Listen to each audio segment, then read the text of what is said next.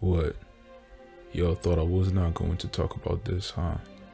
This is an open discussion, so feel free to let your opinions and thoughts down in the comments. Drop a like and subscribe for additional content. It'll help push the channel to new heights. Alright, Jujutsu Kaisen. It actually took the world by storm, and since its manga release, it's already great to see so many anime and manga fans get together to enjoy this fantastic story. This video, within many others, is dedicated to the analysis of that show. And with that, let's start with Yuji Itadori. For this video, I'm going to be talking about the manga starting from chapter 6. So if you haven't caught up yet, I highly recommend that you go and check it out. Now, I want to talk about his proclivity towards selflessness. He's listening to the words of his old man and tries his best to be the helpful person that is surrounded by others. And that's what could be his downfall. You see, right from the start of the series, it was established that Yuji was a kid that suffered from the loss of his old man. A loss that shaped his mindset and his goals. And on his very second mission, you could see that effect on that mind switch. That was the first time that Yuji was short-sighted by his own good intentions. He didn't really understand the magnitude of the problem there, and he tried to add to his workload by helping a dead man return to his mother. Megumi, being the side character, reminded him that the people that he saves are not necessarily people who deserve it, making it clear that there are systems outside of their workload capable of handling the situation of a dead man after they finish their primary mission. I'm sure many of you are gonna rule this as a main character that's just trying to do the right thing, but hear me out on this one. Yuji got the whooping of the century from the high grade curse, and the entirety of his conviction that he held on were shattered by their difference in strength. He understood that this was the moment of death that he sought for himself, and he couldn't find the peace that he associated with in his own weakness. Being on the brink of death itself was his first memento mori. With that, he still decided to strive for the death that he wants to live, which in that turn allowed him to make the necessary sacrifice to save Megumi from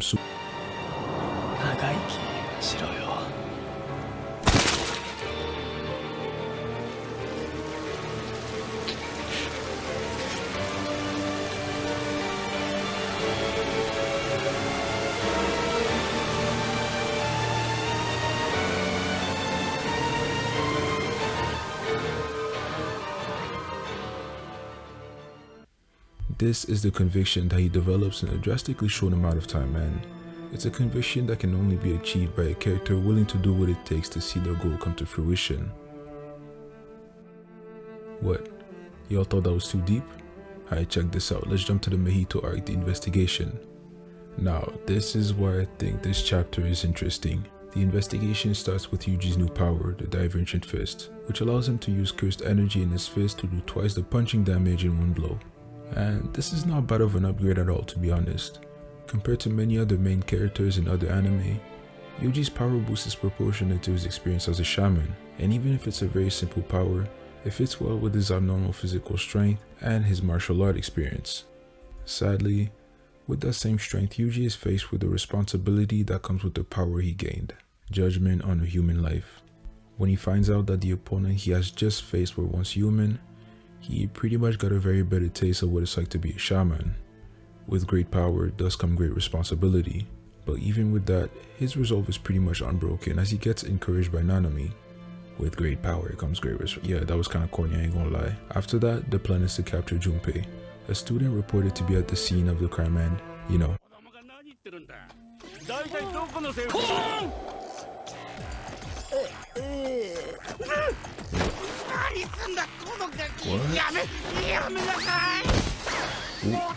Oh, Yuji's wildin'.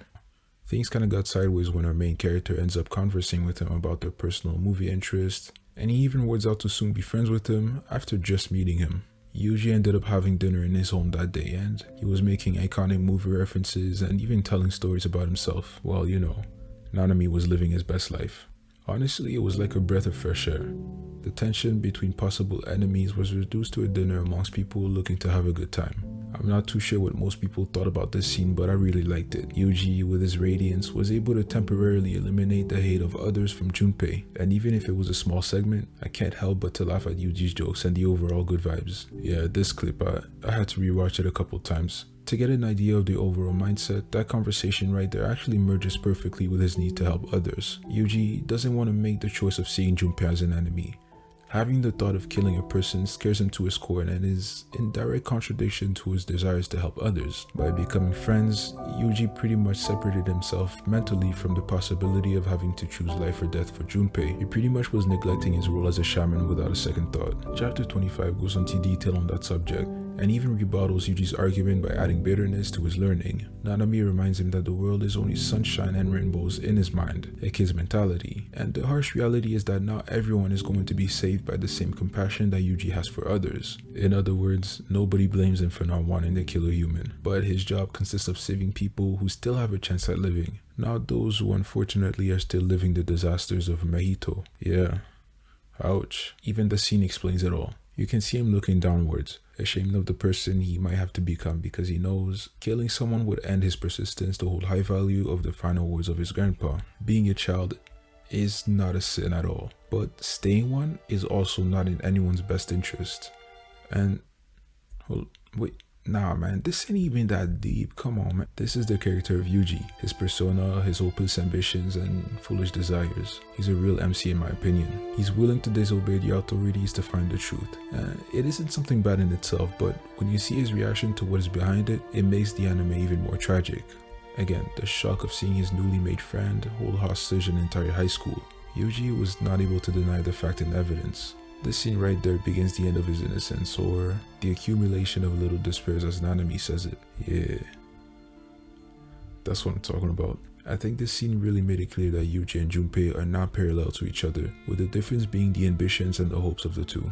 One thing we need to understand is the motivation behind his actions. All throughout the series, Yuji's passions were centered around protecting others with his own strength. Being able to checkmark his mission of becoming the strongest is the first mountain he needs to climb. With that information, I can confidently say that the person Yuji fears to become is Junpei himself, a person that is not strong enough to make their own decisions, and that is constantly being bullied, harassed, and mistreated, a suffering that can cause someone to have delusions of life itself and the potential of others, whether they're good or bad, a person that is the exact opposite of the vision his grandpa gave him. This is the same fear that Yuji expressed to Junpei before his mother's death.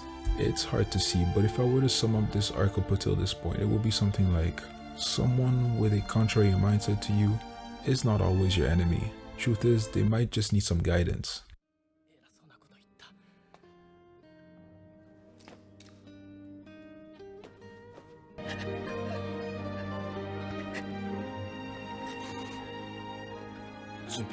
At that moment, we get to see the extent of Yuji's kindness. The humbleness that he expressed to Junpei wasn't like any other.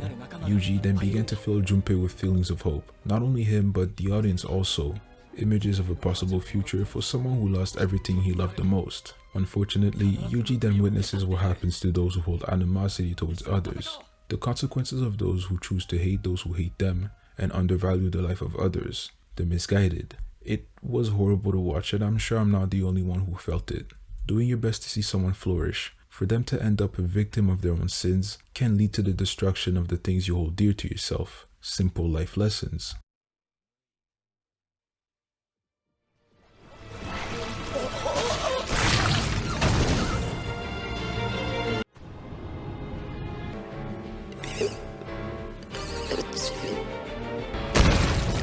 The belittlement that Junpei suffered is definitely not the same as Yuji's, but the message of it is obvious. Hope was the force that kept Yuji from falling to despair, and hopefully will open doors for him in the future. This is what Junpei needed, that kind of hope, and he never got to express it because the one who taught him to be stronger was a curse that was created from the hate of others. A loveless being cannot teach the virtue of love. After that, we got to witness the start of a new chapter in Yuji's life, where he verbalizes his mistakes and reconciles with his own lies in a very violent, unrestricted manner. He understood that there were flaws in his way of thinking through his impulses. He's been holding his rage for a while.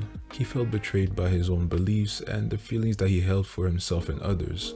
And finally, the rupture, not of his convictions and goals, but of his childhood.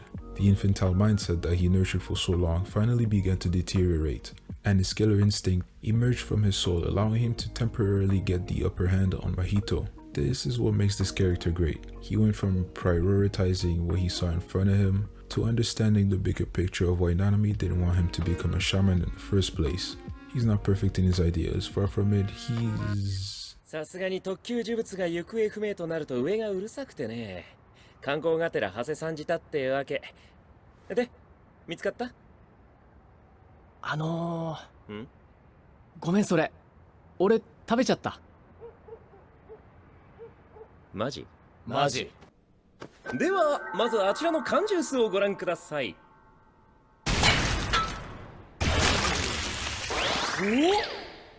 こっちが呪力で、こっちが術式。なるほど。わからん。そうだね。Yeah, he's flat out dumb, but the progress that he allows himself to interiorize makes him a prospect for a well-written MC. I can't even make this up. Yuji was an average kid with unrealistic goals, flaws that make him lacking for the kind of work he is doing, which honestly gets me hyped to see what the author of the series has in reserve for him. Yeah, a good story, that's what I'm talking about.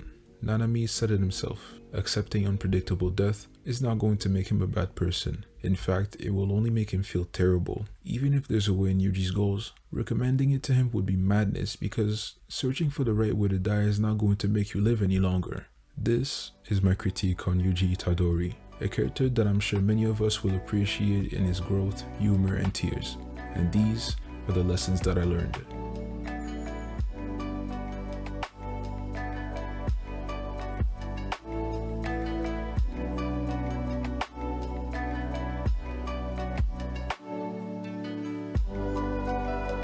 Yeah, something like that. If you like the video, you already know what to do. Stay blessed, and until next time.